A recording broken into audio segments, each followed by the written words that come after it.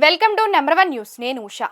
మాదక ద్రవ్యాల అక్రమ రవాణా వినియోగాన్ని నివారించేందుకు ప్రజలను భాగస్వామ్యులను చేయబోతున్నట్లు east zone DCP Krishnakanth Patel చెప్పారు. మాదక ద్రవ్యాలను వినియోగిస్తున్నా సరఫరా చేస్తున్నట్లు సమాచారం తెలిపిన వారు తమకు తెలియజేయాలని కోరారు. ఈ కార్యక్రమానికి ఈగల్ ఛాలెంజ్ అనే పేరు పెట్టామని డీసీపీ చెప్పారు.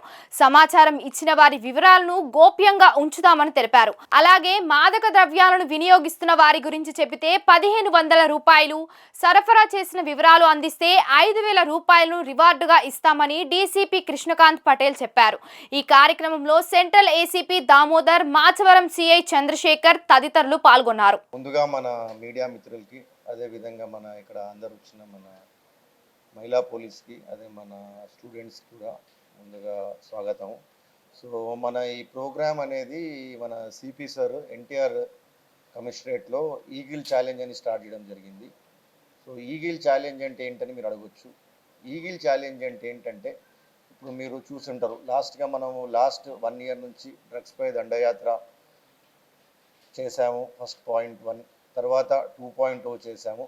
దాని కంటిన్యూషనే ఇది ఈగిల్ ఛాలెంజ్. ఈగిల్ ఛాలెంజ్లో ఏంటంటే ఇది కమ్యూనిటీ లెడ్, అంటే కమ్యూనిటీ కూడా ఇన్వాల్వ్ చేస్తున్నాం.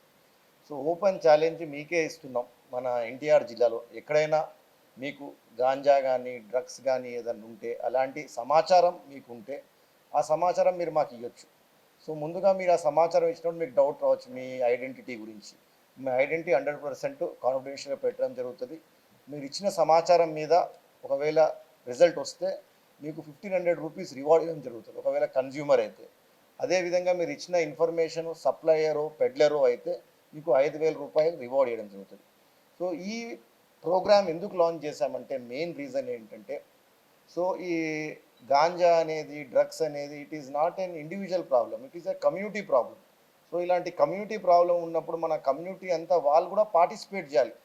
మన ముఖ్యమంత్రి గారు చెప్పినట్లు ఎలా అయితే పీపీపీ మోడల్ని ఇన్స్పైర్ అయ్యి ఇది మన ఈగిల్ ఛాలెంజ్ పెట్టడం జరిగింది. ఏంటంటే మీకు ఏ సమాచారం వచ్చినా, మీకు ఏదైనా డౌట్ ఉన్నా, మీరు భయం భ్రాంతి లేకుండా మా నెంబర్ ఉంది, మా హాట్లైన్ నెంబర్ ఉంది, ఈమెయిల్ ఉంది, మా వాట్సాప్ ఉంది. మీరు పోలీస్ డైరెక్ట్గా కాల్ చేసి, మా ఎస్హెచ్ఓ మీరందరూ మాకు పరిచయమే, మా ఎస్ఐ కానీ, మా ఏసీపీ కానీ, సీఏలు, మేమందరం రెగ్యులర్గా టచ్లో ఉంటాం, ప్రెస్ అయినా ఎవరైనా. సో మీరు మాకు ఏదన్నా ఇన్ఫర్మేషన్ ఇవ్వచ్చు, మీ ఐడెంటిటీ కాన్ఫిడెన్షియల్గా ఉంటుంది. సో ఇదంతా దీంట్లో ఇంకోటి చాలా ముఖ్యమైన విషయం, దీని మీద మేమంతా మీరు ప్రెస్తో ఆ రిక్వెస్ట్ ఏంటంటే ఈ మెసేజ్ కూడా బయటికి వెళ్ళాలి.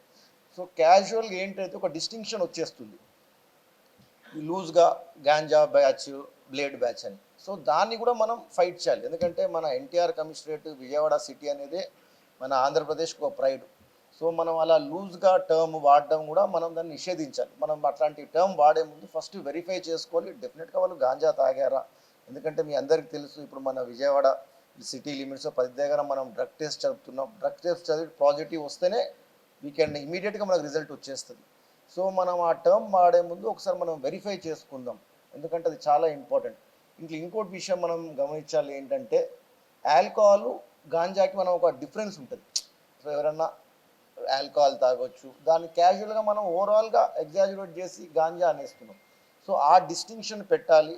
డ్రంక్ అండ్ డ్రైవింగ్ చెక్స్ కూడా రెగ్యులర్గా జరుగుతున్నాయి, పికెట్స్ పెట్టడం జరుగుతుంది, ఓపెన్ డ్రింకింగ్ డ్రైవ్స్ చేస్తున్నాము. So that law will take its own course. So my appeal and request is you have to have the distinction for what is ganja and what is alcohol. లూజ్గా మనం ganja batch అని వాడొద్దు. అది కూడా నేను మీతోని ఈ ప్రోగ్రామ్ ద్వారా, ఓపెన్ ఈగిల్ ఛాలెంజ్ ద్వారా మీరు ఏదన్నా సస్పిషన్ ఉండొచ్చు, మీరు ఏ డౌట్ ఉన్నా మాకు చెప్పండి, మేము చెక్ చేస్తాం. ఒకవేళ అక్కడ పోయి టెస్ట్ చేసినప్పుడు ఒకవేళ గాంజా పాజిటివ్ వస్తే మీకు రివార్డ్ ఇవ్వడం జరుగుతుంది. అదే వాళ్ళు తాగి ఉంటే ఆ డ్రంక్ అండ్ డ్రైవ్, దానికి తగ్గట్టు న్యూసెన్స్ కేసు, దాన్ని బట్టి విల్ గో హెడ్. మరిన్ని లేటెస్ట్ అప్డేట్స్ కోసం చూస్తూనే ఉండండి నంబర్ 1 న్యూస్. సామాన్యుడి చేతిలో సామాజిక అస్త్రం.